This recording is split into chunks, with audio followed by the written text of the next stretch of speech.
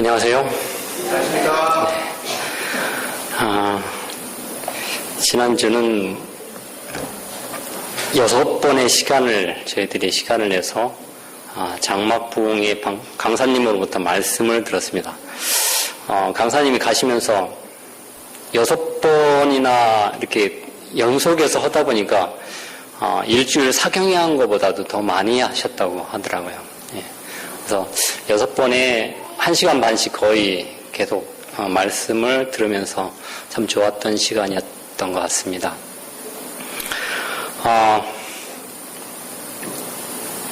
저희들이 이제 마지막 막국수 집에서 저녁을 먹고 이제 출발을 하기 전에 제가 부목사님께 운전을 좀 하겠다고 갔습니다.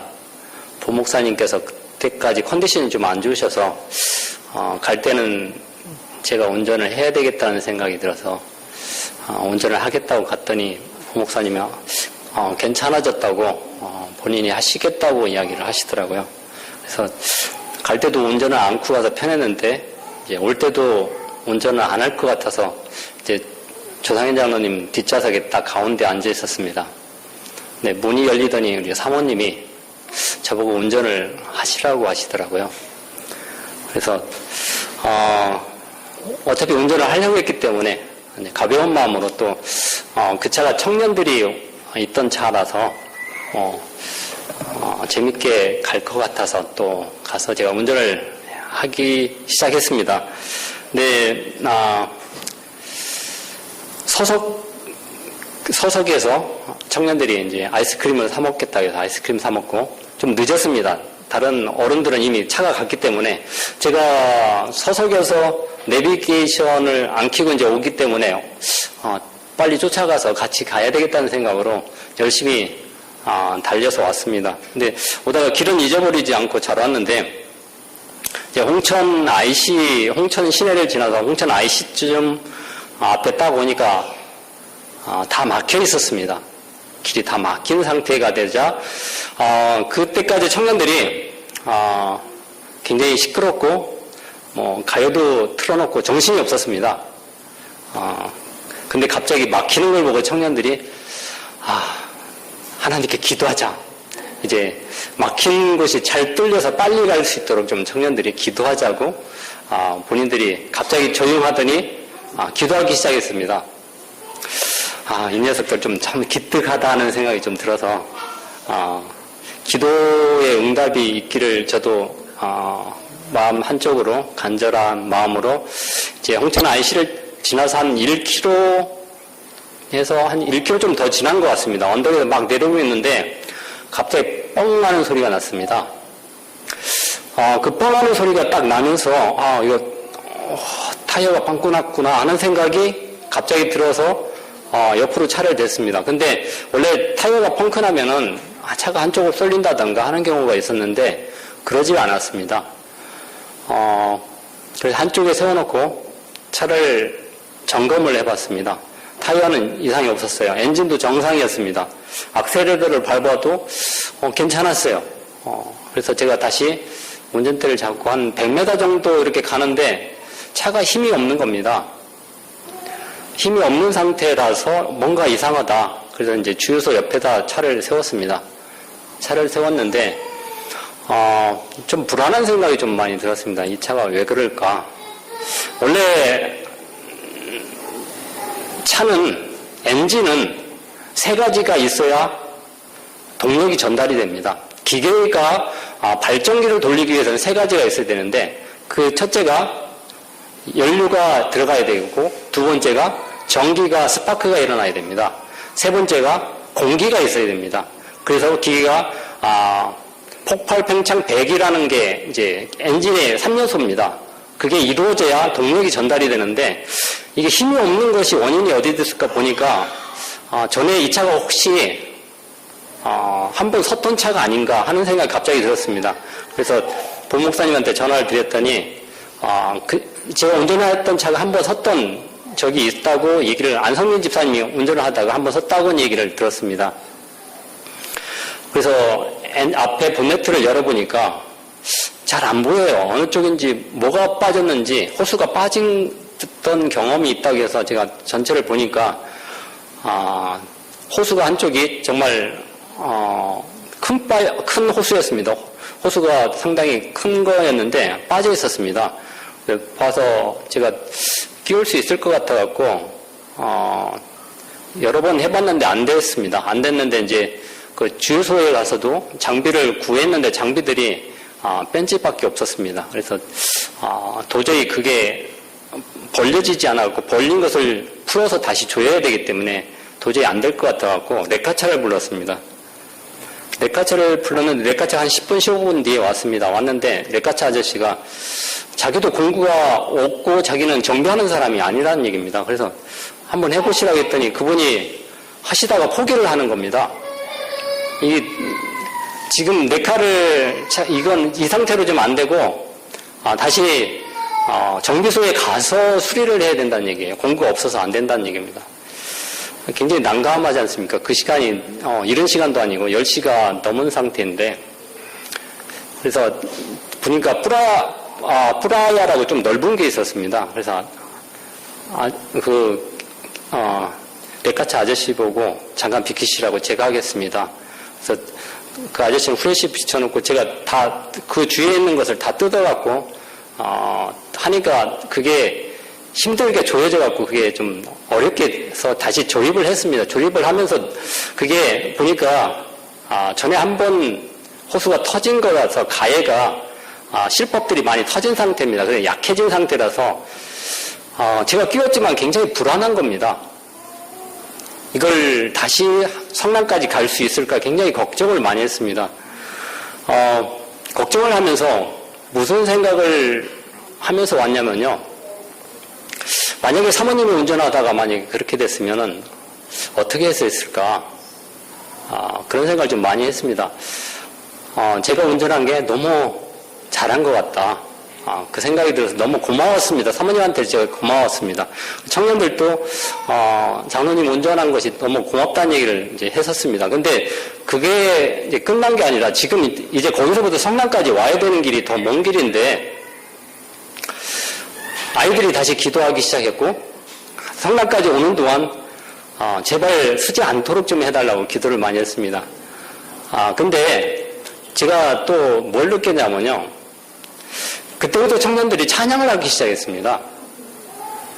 그동안은 계속 유행가도 부르고 가요도 부르고 시끄러웠던 차안이 갑자기 찬양의 소리로 바뀌기 시작했는데요. 제가 지금까지 들었던 그 찬양의 아름다움이 전혀 찬미가들을 보지 않는 상태에서 깜깜한 상태에서 부르기 시작했습니다. 화음이 그렇게 잘 맞는 경우 제가 아마 청년들이 그렇게 노래를 잘한다는 생각을 한 번도 그렇게 많이 안 했는데 너무 그 소리가 좋은 겁니다. 정말 천상의 소리 같았습니다. 왜냐하면 제가 찬미가를 안 보고 아름다운 그런 화모리를 들었던 적이 제가 옛날에 인벌동에서 저녁에 하루 인고가 다 끝난 상태에서 삽과 괭이와 호미를 들고 청년들이 다 모여서 찬미를 하면서 그 저녁에 일몰을 하나님께 감사드리는 그런 찬양의 시간을 가졌었는데 그때의 기억이 딱 떠오르는 겁니다. 우리 청년들이 이렇게 아름다운 소리를 가지고 있었구나. 그리고 그 찬양이 저도 모르게 내로되어서 정말 은혜로운 그 시간이었습니다. 그래서 교회까지 올 때 걱정을 많이 안 하게 됐습니다. 걱정, 근심, 이게 제가 물론 이제 세게 밟지도 않았고 천천히 달리면서 한 80km 정도 계속 왔는데 불안한 마음들이 다 사라지고 정말 청년들이 불러줬던 그 찬양들이 굉장히 힘이 됐던 것을 많이 느꼈습니다. 그래서 청년들한테도 굉장히 고마움을 제가 느꼈던 그런 시간이었습니다. 제가 오늘 이 서두에 이 말씀을 왜 드리냐면요. 오늘 제가 말씀드리고자 하는 내용도 이 내용과 비슷한 내용이기 때문이었습니다. 시편 37편 23절을 보겠습니다.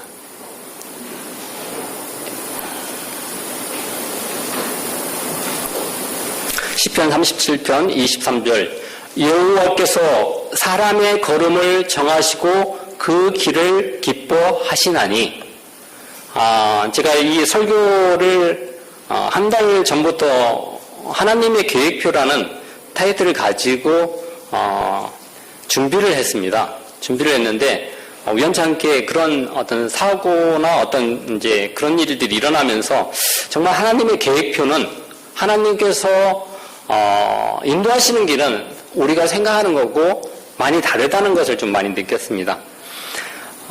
다니엘서 5장 1절부터 6절에 있는 말씀을 우리 다 같이 낭독하도록 하겠습니다. 다니엘서 5장 1절부터 있는 말씀입니다. 1절부터 6절까지입니다. 다 같이 낭독하도록 하겠습니다. 시작. 벨사살 왕이 그 귀인 1,000명을 위하여 큰 잔치를 배설하고 그 1,000명 앞에서 술을 마시니라. 벨사살이 술을 마실 때에 명하여 그 부친 느부갓네살의 예루살렘 전에서 취하여 온 금, 은, 기명을 가져오게 하였으니 이는 왕과 귀인들과 왕후들과 빈궁들이 다 그것으로 마시려 함이었더라. 이에 예루살렘 하나님의 전 성소 중에서 취하여 온 금 기명을 가져오매 왕이 그 귀인들과 왕후들과 빈궁들로 더불어 그것으로 마시고 무리가 술을 마시고는 그 금, 은, 동, 철, 목, 석으로 만든 신들을 찬양하니라. 그때에 사람의 손가락이 나타나서 왕궁 촛대 맞은편 분벽에 글자를 쓰는데 왕이 그 글자 쓰는 손가락을 본지라. 이에 왕의 즐기던 빛이 변하고 그 생각이 번민하여 넓적다리 마디가 녹는 듯하고 그 무릎이 서로 부딪히는지라. 여기까지입니다. 지금 이 상태가 어떤 상태인지 우리는 잘 알고 있는 내용입니다. 이 글에 대해서 선지자왕 524쪽에 이런 말씀이 있습니다. 벨사살은 그의 우상 숭배적 주연을 바라보는 하늘의 목격자가 있다는 것과 눈에 보이지 않는 거룩한 순찰자가 그 신성의 모독의 광경을 지켜보고 있으며 모독적인 환락의 소리를 들으시고 그 우상 숭배를 목격하신다는 것은 조금도 생각하지 못하였다. 주연이 절정에 달하였을 때에 한 핏기 없는 손이 나타나 왕궁 벽에 불처럼 빛나는 글자로 많은 궁중에게는 알려지지 아니하였으나 지금 양심의 가책을 받은 왕과 그 빈객들에게는 운명의 전조의 말을 기록하였다. 시끄럽던 주연이 조용해지는 한편 남녀들은 형용할 수 없는 공포에 사로잡혀 그 신비스러운 글자들을 천천히 서 내려가는 소를 바라보았다. 여러분, 이때에 벨사살이 분벽 위에 기록된 글자를 읽을 수도 해석할 수도 없었습니다. 크게 번민할 때 누가 나타납니까? 태후가 나타납니다. 태후는 누굽니까? 느부갓네살 왕의 부인을 얘기하는 겁니다. 느부갓네살 왕 부인이 나타나서 이야기합니다. 그 내용을 볼 때는 지금 분명히 해석할 수 있는 사람은 단 한 사람밖에 없었습니다. 누군가요? 다니엘밖에 없었다는 것을 태후는 알고 있었던 겁니다. 그래서 벨사살 왕이 이 비밀을 풀기만 하면 왕의 다음 가는 자리라도 주겠다고 약속을 합니다. 다니엘서 5장 22절. 벨사살 왕이여, 왕은 그의 아들이 되어서 그것을 다 알고도 오히려 마음을 낮추지 아니하고 도리어 스스로 높여서 하늘의 주제를 거역하고 그 전 기명을 왕의 앞으로 가져다가 왕과 기인들과 왕후들과 빈궁들이 다 그것으로 술을 마시고 왕이 또 보지도 듣지도 알지도 못하는 그 문동철과 목석으로 만든 신상을 찬양하고 도리어 왕의 호흡을 주장하시고 왕의 모든 길을 작정하시는 하나님께 영광을 돌리지 아니한지라. 이러므로 그 앞에서 이 손가락이 나와서 이 글을 기록하였나이다. 기록한 글자는 이것이니 메네 데겔 우바르시니라. 그 뜻을 해석하건대 메네는 하나님이 이미 왕의 나라의 시대를 세워서 그것을 끝나게 하셨다 하며, 데겔은 왕이 저울에 달아서 부족함이 되었다 하며, 베레스는 왕의 나라가 나누어서 메대와 바사 사람에게 준바되었다 함이니이다. 여러분, 느부갓네살 왕과 벨사살은 분명히 다른 걸 볼 수가 있습니다. 느부갓네살 왕은 분명히 그 전에 다니엘로부터 받았던 그런 신상과 또한 2300주야라는 그런 역사적인 사건들, 모든 것을 들었을 때 그가 하나님을 찬양할 수밖에 없는, 그리고 하나님께 순종하는 그러한 삶을 살았습니다. 그런데 그 할아버지로부터 영향을 받았던 벨사살은 그 하나님의 뜻대로 살지 않고 주색과 또한 여러 가지 방탕한 생활들을, 이방신을 섬기는 일 등 엄청난 일들을 지금 벌여지고 있는 그러한 시기였습니다. 저희가 이 메네는 하나님이 이미 왕의 나라의 시대를 세워서 그것이 끝나게 하였다는 얘기는 무엇입니까? 이 말씀은 벨사살 왕이 이미 하나님의 은혜로부터 모든 기회를 날려버렸다는 뜻입니다. 그 은혜의 기간이 1년 전에 끝났는지, 2년 전에 끝났는지, 3년 전에 끝났는지, 언제 끝났는지는 지금 모르는 상태입니다. 마태복음 24장 38절로 41절에는 홍수 전에 노아가 방주에 들어갔던 날까지 사람들이 먹고 마시고 장가들고 시집가고 있으면서 홍수가 나서 저희가 다 멸하기까지 깨닫지 못하였으니, 여러분, 어떤 사람은 은혜의 기간이 끝난지도 모르고 먹고 마시고 시집가고 장가가고 정신이 없다는 얘기입니다. 우리가 분명 마지막 시대에 살고 있다는 건 분명한 사실입니다. 우리도 우리한테 주어진 은혜의 시기가 언제 끝났는지, 나한테 주어진 은혜의 시기가 언제 끝났는지, 언제 다가오고 있는지 혹시 그걸 알고 계십니까? 여러분, 누가복음 23장을 보도록 하겠습니다.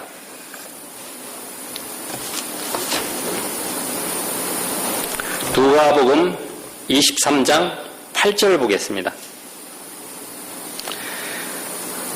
예수님이 십자가에 달리시기 전 두 왕에 대해서 왕 앞에 나가 신문을 당하는데요. 헤롯과 한 명이 누굽니까? 네? 빌라도와 헤롯한테 신문을 당합니다. 근데 여기 8절에 보면 헤롯이 예수를 보고 심히 기뻐하니 이는 그의 소문을 들었으므로 보고자 한지 오래였고 또한 무엇이나 이적 행하심을 볼까 바랐던 영고로라. 여러 말로 물으나 아무 말도 대답지 아니하시더니, 여러분, 헤롯 왕이 지금 묻고 있습니다. 예수님한테. 근데 왜 예수님이 아무 대답을 안 하십니까?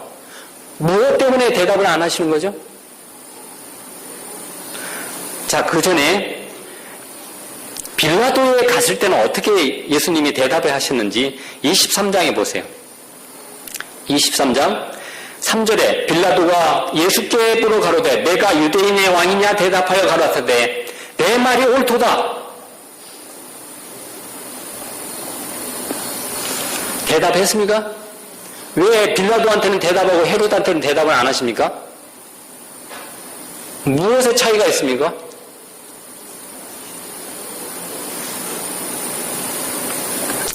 헤롯은 굉장히 궁금했습니다. 이 예수님이 어떤 사람인지 소문만 무성하게 들었는데 좀 제발 만나고도 싶었고 만나서 물어보고 싶었던 것이 사실 많았습니다. 내가 그리스도냐?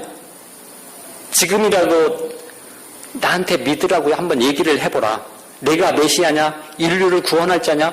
물어보고 싶었던 것이 사실 많습니다. 너가 정말 안진뱅이를 일으키고 사람 죽었던 사람도 살리는 그런 사람이냐? 궁금했던 것이 굉장히 많았습니다. 근데 왜 헤롯이 물었을 때 예수님이 대답을 안 하셨습니까?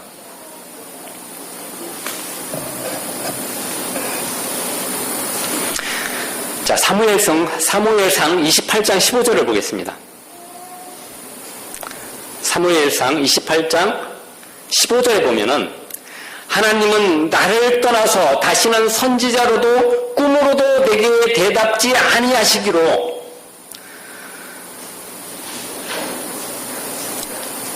사울이 지금 난감한 입장에 처했습니다.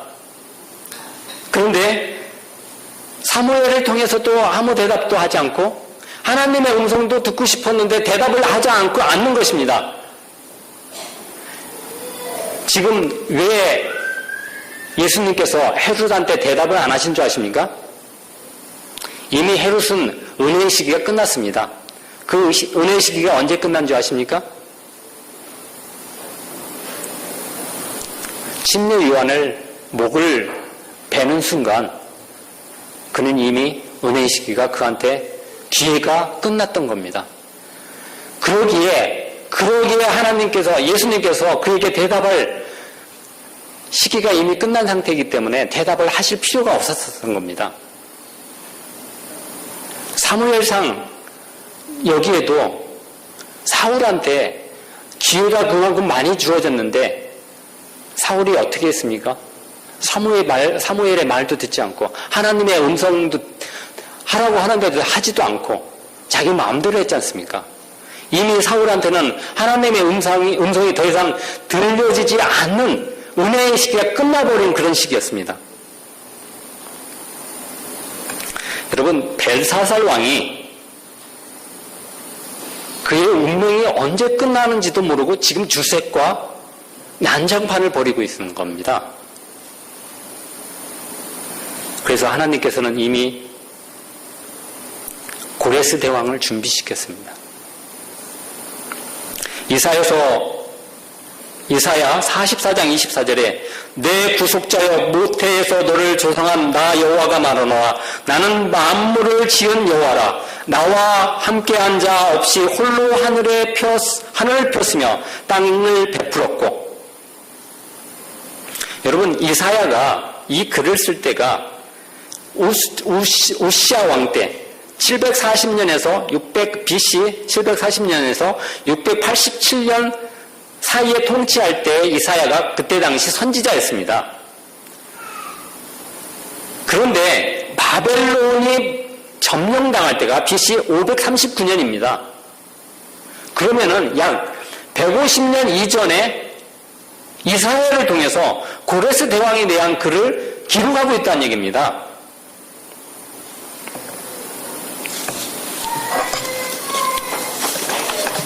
고레스 대왕이 바벨론을 점령할 때 어떻게 점령했습니까? 천공불략의 그런 요새가 삼중벽으로 되어 있는 이중과 물길까지 삼중으로 되어 있는 완벽한 바벨론성이 유프라데스 강 유역에 있었지 않습니까? 그죠?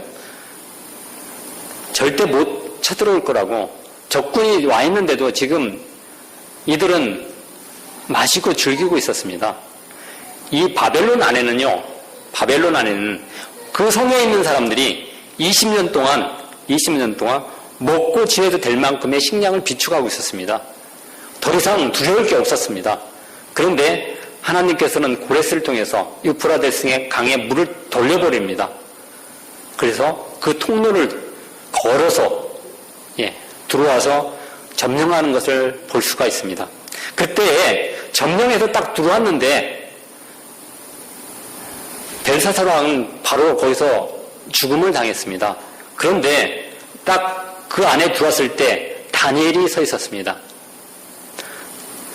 사자굴에 들어간 다니엘처럼 하나님의 천사들이 보호했던 다니엘처럼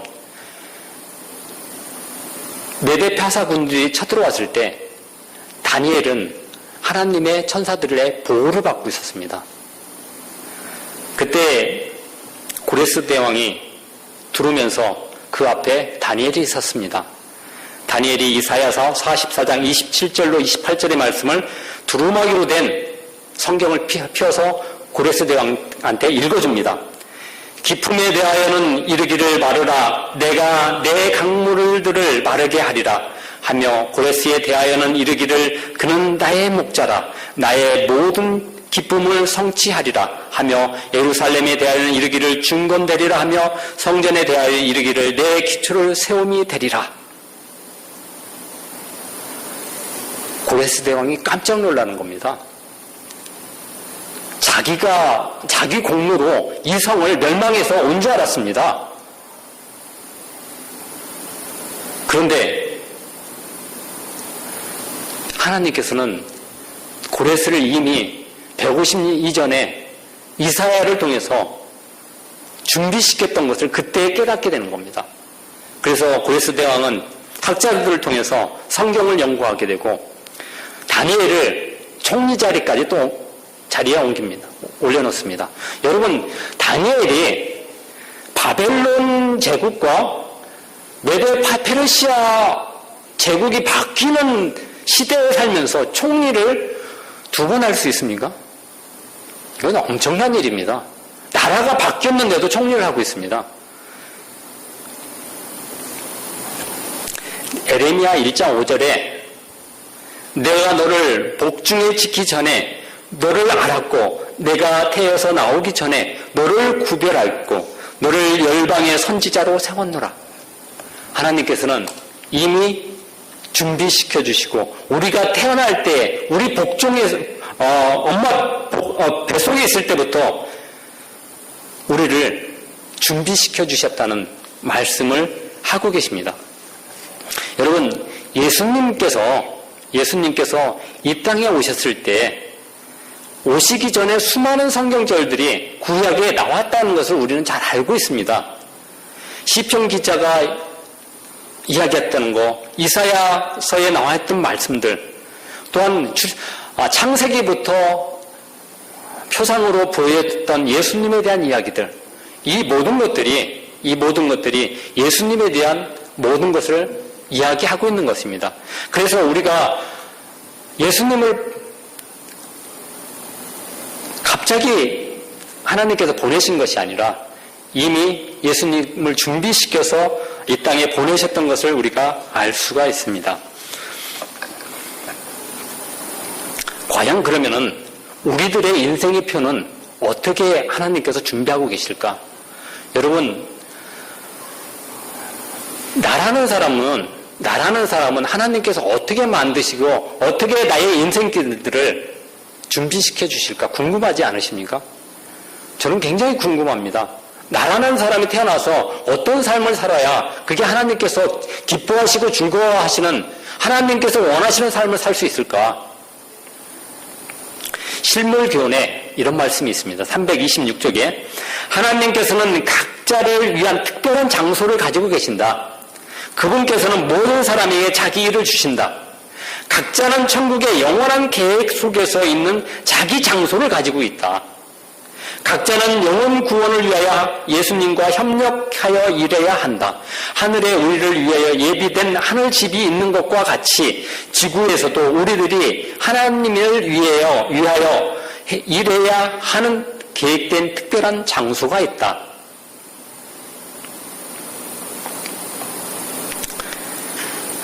여러분, 나만 장군 잘 아시지 않습니까? 그죠? 거기에 한 노예로 팔려온 소녀가 있었습니다. 여러분, 그 소녀가 나만 장군 집에 왔을 때 기뻤을 것 같습니까? 현실적인 상황을 봤을 때는 부모도 잃었고 적국의 지금 장군의 집에 와 있습니다. 형제들, 친구들, 아니면은 친척들도 어쩌면 남한 장군에 의해서 목베임을 당했을 수도 있습니다. 적국의 장군의 집에 노예로 팔려왔는데, 노예로 잡혀왔는데, 지금 상황인 이 소녀가 볼 때는 아주 굉장히 힘든 상황에 와 있습니다. 남한 장군을 원수로도 얼마든지 생각할 수 있었습니다. 그런데 이 노예 소녀가 남한 장군의 부인한테 엘리사에 대해서 이야기를 하고 부인이 그것을 남편한테 이야기를 한다는 얘기는요, 이 소녀는 그 부인한테, 남한 장군의 부인한테 굉장한 신뢰를 얻었다는 얘기입니다. 누가 하찮은 노예 종한테 그런 얘기를 듣고 장군한테 그 장군이 움직일 정도가 됩니까? 그만큼 이 소녀는요, 하나님의 그런 형편과 처지에 대해서 불평불만을 하는 그런 상황이 아닙니다. 하나님을 믿는 사람들의 가장 올바른 자세는요, 자신이 처하고 있는 위치에서 최선을 다해서 하나님 뜻에 순종하는 겁니다. 이 소녀는 지금 나만 장군의 집에 와서 그 가정에서 가장 귀중한 역할, 자기가 그 집에서 노예의 역할을 하는 것이 가장 중요한 일입니다. 선지자 왕에 이렇게 기록되어 있습니다. 집에서 멀리 떨어져 노예 생활을 하는 이 작은 소녀는 그럼에도 불구하고 하나님의 증인으로서 하나님께서 이스라엘을 당신의 백성으로 선택하신 목적을 무의식 중에 성취하였다. 이 소녀가 이교도의 가정에서 일하고 있을 때에 그의 주인에 대해 가엾은 생각이 들었다. 엘리사를 통하여 일어난 놀라운 병 고치는 이적을 회상하고 이 여주인에게 우리 주인이 사마리아에 계신 선지자의 앞에 계셨으면 좋겠나이다. 저가 문둥병을 고치리이다 하고 말하였다. 소녀는 하늘의 능력이 엘리사와 함께 하심을 알고 이 능력으로 나만이 고침을 받을 수 있음을 믿었다. 포로 소녀의 행동 곧 그가 이교도의 가정에서 처신한 방법은 어렸을 때에 받은 가정교육의 힘이 얼마나 큰가에 대한 유력한 증거이다.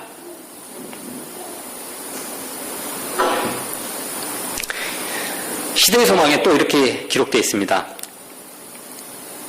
시대의 소망 668쪽에 우리는 우리의 의무에 대한 책임을 다른 사람들에 전가시키지 말 것이며 무엇을 해야 될는지 우리에게 말할 때까지 기다리지 말아야 할 것이다. 우리는 하늘의 권고에 의지할 수 없다.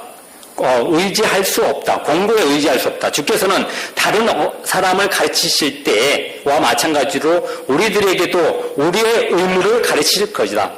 우리가 믿음으로 나아가면 주께서는 그의 신비들을 우리에게 개인적으로 가르치실 것이다.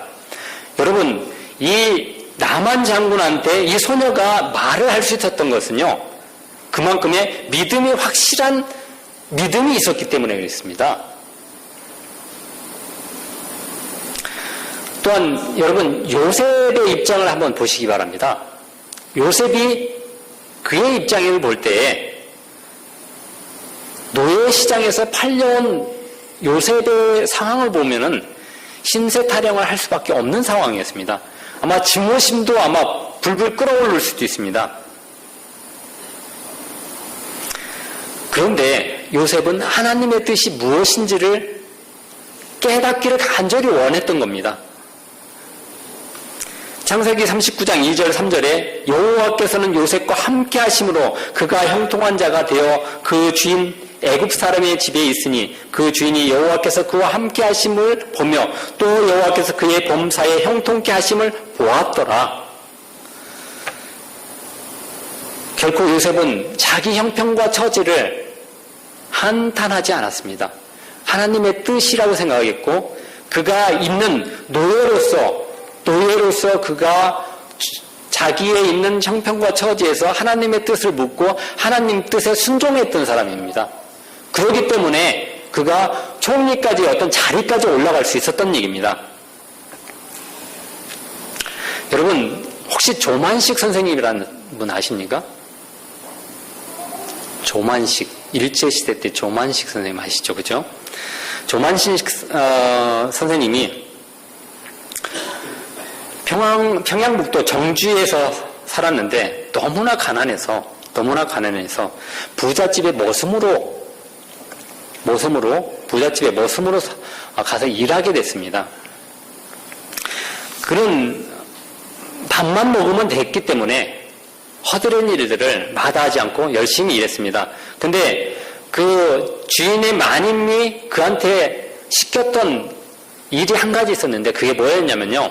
아침마다 오강을 비우는 일이었습니다.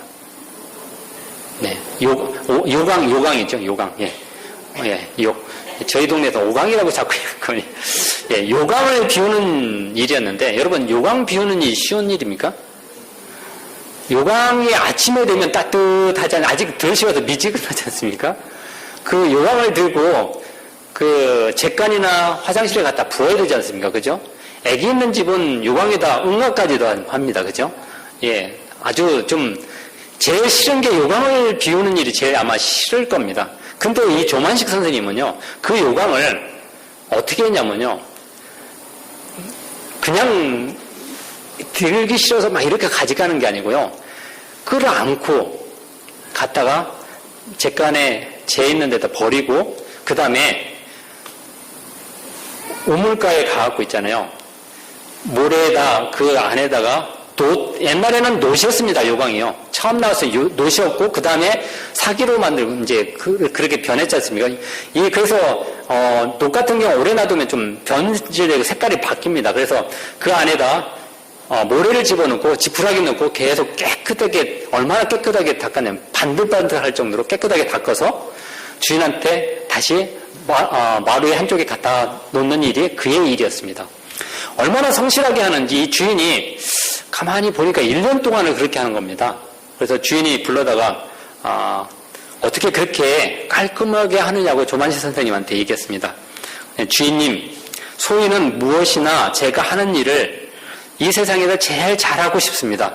마님께서 제게 요강 비우는 일을 시키셨기 때문에 요강 비우는 일이 이 세상에 제일 잘하고 싶었던 겁니다. 그 주인이 너는 요강 비우는 일만 해야 될 일이 아닌 것 같다. 너 당장 내일 내가 학자금을 대여줄 테니 가서 평양에 있는 숭실대학교에 가서 공부를 해라. 그래서 숭실대학을 졸업하고 일본의 메이지 대학에서 법학을 공부하고 그것도 우수한 성적으로 굉장히 졸업을 하고 오산에 있는 오산 학교에 와서 학생을 가르치다가 교장까지 되고 나중에 김구 선생님과 같이 독립운동을 했던 그런 일화가 있었던 이야기입니다. 자기가 맡은 일을 최선을 다하는 일, 그게 얼마나 중요한 것을 보여주는 이야기입니다. 요셉도 자기가 있는 형편과 처지에 대해서 그렇게 최선을 다했던 것을 볼 수가 있습니다. 항상 우리의 최선은 하나님께서 우리의 얽히고 설킨 문제들을 풀어달라고 간절히 기도하는 것이 매우 중요합니다. 여러분, 실이 얽히고 설켰을 때 서로가 실끼리 서로 잡아당기면 어떻게 됩니까? 더 엉켜갖고 매듭이 져버려집니다. 그죠? 그 실을 풀려면은 놔야 됩니다. 내려놓아야 돼요. 우리 인생이 얽히고 설킨 것들을 해결하시려면요, 예수님 앞에 내려놓으시기 바랍니다. 네. 하나님의 섭리의 지시를 따르겠다고 결심하고 남들이 나에게 섣불리 오해하고 나의 진심을 몰라주더라도 오래 참고 견디기까지 끝까지 기도하며 그 얽힌 문제들을 풀 수 있도록 하나님께 매달리시기를 바라겠습니다. 인생의 목적. 요셉은 자기가 처한 일에 최선을 다하는 것이 그의 인생의 목적이었습니다. 다니엘의 목적은 무엇이었냐면요, 포로로 바벨론에 잡혀가서 바벨론에서 그가 맡은 바벨론을 위해서 최선의 일을 다하는 것이 그의 목적이었습니다. 다윗의 목적은요, 양치는 일을 잘하는 것이 그의 목적이었습니다. 그럴 때 하나님께서 그를 불러서 왕의 자리까지 세웠던 것을 볼 수가 있습니다. 엘리사는 12결이 서로를 앞세우고 바꿔는 농사일을 하는 게 그의 최선이었습니다. 여러분, 우리의 인생은 우리 각자가 맡은 곳에서 최선을 다하는 일입니다. 그 최선을 다할 때 하나님께서 우리를 불러내서 우리에게 하나님께서 쓰시고자 하는 곳에 쓰실 수 있도록 준비시키시는 그런 과정이라고 생각하시면 됩니다. 우리가 있잖아요, 기도를 할 때 어떻게 기도하시는 줄 아십니까? 제가 이 말씀을 준비해서 왜 나는 그럴까 하는 생각들이 많이 들었는데, 무슨 얘기냐면요, 우리는 인생의 계획들을 만들어 놓습니다. 그리고 그 계획들을 세운 다음에 그 계획 속에 하나님이 오셔서 하나님 이 일에 함께 하여 주십시오 하고 계속 기도합니다. 제가 그러거든요. 제가 잘못하고 있다는 것을 제가 느꼈는데 뭐냐면요. 하나님 계획 속에 내가 있게 해달라고 기도를 해야 되는데 내 계획 속에 하나님이 들어와 계시기를 나는 기도하고 있었던 겁니다. 내가 하나님 계획 속에 하나님 계획 안에 있으면은 내가 그런 기도를 드릴 필요가 없거든요. 늘 하나님과 하나님 계획 안에 있는 사람들이 하나님과 동행하는 사람들입니다. 지난달에 말씀드렸던 에녹도 하나님과 동행. 여러분 하나님과 계획 안에 있으면요 동행을 하다 보면은 하나님과 친구가 되면은요 하나님의 그 계획 속에 같이 살 수가 있습니다. 하나님과 같이 그 계획 안에서 같이 굴러가게 되어 있습니다. 그런데 우리는 우리 계획을 세워놓고 그 안에 들어와서 하나님 이 일을 이루어 주십시오. 이 일을 좀 제발 하나님 해 주십시오. 자식들 잘 되게 해주십시오. 내 계획 속에 하나님이 들어오기를 우리는 매번 매 순간마다 기도를 하고 있습니다. 그렇기 때문에요. 그 기도가 응답이 되지 않으면요. 왜 하나님이 왜 그러십니까? 하나님이 안 계시는 겁니까? 내가 하나님을 불러드려서 그렇습니다. 내가 하나님 계획 속에 있으면요. 내가 처지가 잘못돼도요. 그건 하나님의 계획이기 때문에 내가 불평불만을 않는 겁니다. 요셉처럼요.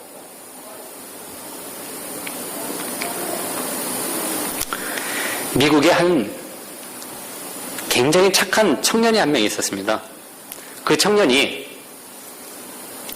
회사에서 그 사장님 심부름을 하게 됐습니다.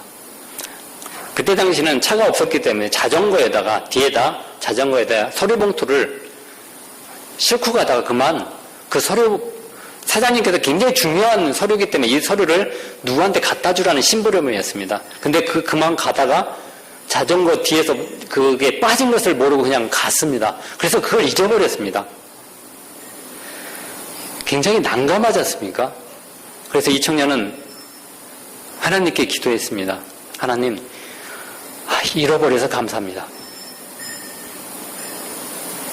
그래서 사장님한테 와서 자초지정을 얘기했는데 사장님이 굉장히 화를 내는 겁니다.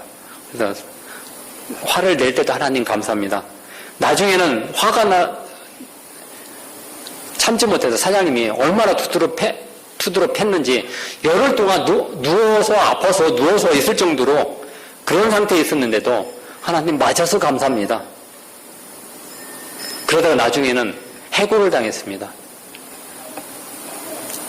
하나님 해고당해서 감사합니다. 이 청년은요, 자기 계획 속에 하나님이 들어와 계신 게 아니라 하나님 계획 속에 있기 때문에 이게 가능합니다. 그러더니 나중에 알게 된 사실인데 이 사장님이 그 서류를 잊어버리고 그 사람한테 안 갖다 준 게 굉장히 잘된 일이었습니다. 잘못해서 그 서류가 그 사람한테 전달됐으면은 회사가 부도나서 망할 수밖에 없었던 그런 형편과 처지가 됐습니다. 나중에 이 사장이 찾아와서 사과를 하고 그 회사에 간부로 승진하게 됐다는 얘기가 있습니다.